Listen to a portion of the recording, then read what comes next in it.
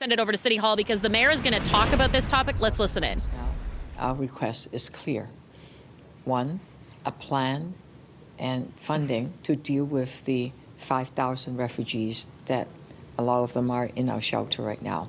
Two, housing benefits that can be applied immediately that can then bring people into permanent spaces, permanent homes. Number three, in the meantime, some kind of space that can be immediately open because winter is coming. And there's a whole host of them. Better Living Center, it had been, in the last few years, been part of the plan for Respite Center. And the city will be opening it up end of December. And it will be operated by Dixon Hall and Fred Victor. It's for homeless people, and it's part of the homelessness shelter plan for the last few years. But what the city needs is more space, more funds to support refugees. That is clear. What seems to be the disconnect between your office and the federal government, because they're saying an offer was on the table for armories? Is that not the case? The armory, yes. We have asked for the armory to open. We signed a letter. Every members of parliament have signed a letter. But opening the armory is slightly complicated, apparently. The federal government needs to get a request from the provincial government. So the City of Toronto have written to the provincial government, and for the provincial government needs to say yes and put the request into the federal government for it to open. I don't think that has happened yet. So it's got caught in the province not asking the feds. But that's one small piece of the puzzle. And we have never formally asked for the Better Living Center. And the offer for the funds have never been formally offered. Of course, the City of Toronto really appreciate the Minister of Immigration in his concern about refugees having a shelter over their heads, and any kind of offer for funding assistance would be appreciated. But $5 million is a drop in the bucket. We're looking at something with 5,000 refugees. We've already spent $200 million.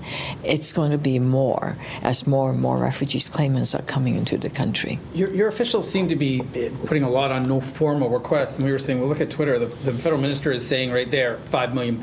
So what exactly is on the table from the feds, is your understanding? I don't know what's on the table. What I wish would be on the table is the funding that we've asked for a few months now. $97 million was offered initially, and then another, we need another $100+ million, because $97 million can only take care of the funds that we have already spent half of many months ago. So we need a lot more. Exactly what is on offer, nothing has been in writing. I don't precisely know, but Better Living Center, we've communicated on November 16, I believe. The staff have communicated to, the city staff have communicated to the federal immigration staff that we are going to be opening the center because things are really rough out there, and that we have all the funds we need, and it would be mostly for people that are homeless, as Victor Mission and Dixon Hall are equipped to deal with homeless folks. Of course, if refugees comes there, we will welcome there too. So that wasn't precisely our ask.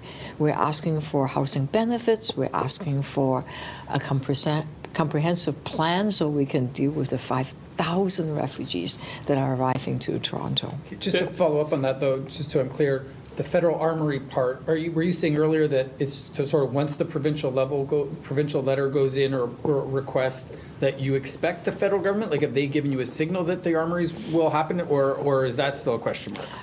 I'm not 100% sure. I can never speak on behalf of the federal government. I just know the process is such that we are told to go and ask the provincial government, which we did a couple of days ago, when we were told by the federal government that is what we need to do, which we did. So as to how the provincial government would respond to the federal government, we're sort of caught in between the feds and the province. We don't care. We just want a warm space, a shelter over the poor folks that are sleeping on the street as it gets colder. The other thing is that just having refugees folks into homeless shelters means they are scattered all across the city. We don't know how to, because we're not legal aid lawyers, we don't know how to help them submit application forms for the refugee status and then get the work permit. That's something that our shelter folks are not equipped to do. So we prefer, if it is something that is shelters that are designed for refugees, by refugees, so that the claims can go in quickly. Because we know historically, refugees claim, and the minute they get their paperwork done and are able to work, they work hard and they get enough money. Then they can get on their feet and work.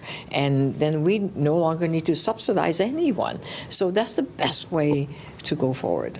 Minister Miller said yesterday that it appeared a deal with the Peel region for that welcome center was imminent within a couple of days, was what he actually said. Are you encouraged by that?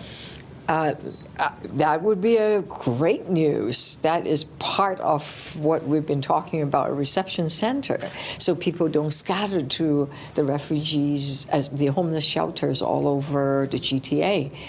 Having said that, having a reception center is great, but then you have to receive them and then refer them to a place where they could stay that night. Is that place that is going to be a problem. It is the funding that is required, not just for the rest of this year. What about the next year? January is not that far away. Where are these refugees, the 5,000 refugees? How are we going to pay for the shelters? And we have a plan. We said to them, we can purchase some old hotels and then convert them. It's better, and there is a plan. They just need to step up and go ahead and do it. CityCom says that the Better Living Center wasn't part of the original fall shelter plan. That's so right. When exactly did that change, that you started to look at the Better Living Center and start looking at plans to open it? The Better Living Center it's always the last resort. So normally the city won't consider that until everything is full. So initially this year we were hoping that the federal government would step up, so it hadn't been part of the plan formally. But last council, we knew that things are going to get rough. We said to our staff, report back what you need to do.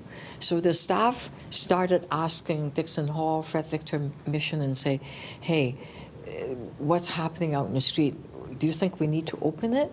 And folks are saying, yeah, you think we need to. So Dixon Hall, for example, then started hiring staff so that when we open the Better Living Center, probably December 26th, or when everything is ready, then we could go. Now, council still have to approve it, and that would happen on December 13th. So I don't think we can open anything before December 13th because it hasn't been part of the comprehensive plan. But it's been contemplated because last year, for example, it was used as a respite center. I do want to say, though, it's a respite center. It's not shelter beds. It's not something that is in any way long-term. Because, as you know, CNE. And we've been listening to Mayor Olivia Chow provide an update on the request for money for shelter spaces. She says that the ask for the federal government is simple. Plan and funding for 5,000 refugees, housing benefits that are immediate, as well as the immediate opening of some space to be used.